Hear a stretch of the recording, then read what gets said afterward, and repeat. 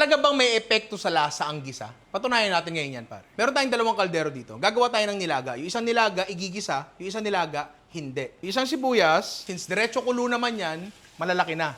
Yung isang sibuyas, hihiwain natin kasi igigisa natin. Yan. Yung isang bawang, buo lang yan, lalagay natin dito sa tubig. Pero yung isa, durog, pare. Kasi gigisahin natin yan. Lagyan natin ng patis. Pamintang buo, dahon ng laurel. Gisa lang natin to. Sir, gisang-gisa yan ha. Kitang-kita. Tubig. So ngayon, palalambutan lang natin yan, tapos tapusin natin mamaya. Minimal lang yung gulay natin. Ito baka hindi ginagawa ng karamihan, pero kami ginagawa namin to. Coagulant. Saging na saba. Yung iba kasi patatas nilalagay eh. Yan natin dyan. Ito rin. D9. Ayan, tayo na lang natin yan, pre. Kung makikita nyo, etong isa, yung sinir, obviously, mas brown yung sabaw. Kasi may tustang naganap dyan. Kumpara mo dito. Ito muna tayo sa sabaw nito. Napakalinaw ng sabaw. Okay, ito naman.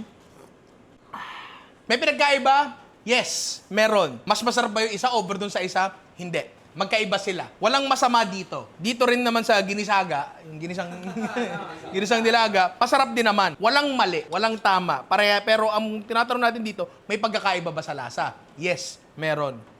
Mas deep ang lasa nito. Eto, malinis ang lasa. Kumpara sa'yo, yung complexity ng lasa, yung deepness ng lasa, mas masarap. Malamang, mas magugustuhan mo to. Ginisa mo lang, parehas lang. Actually, may dagdag palang calories. Kasi nagmantika ka. Pero nagbibilang ba tayo ng calories dito? Mukha ba ako nagbibilang ng calories? Hindi. Nakita nyo na dito na meron siyang pagkakaiba? Kayo na bahala dyan kung anong gusto nyo gawin. Pero ano mo, ano dapat mong gawin? Ano? Ninong Rai merch, lagay ka na lang dito. T-shirt, lahat. Check out nyo na. Cut.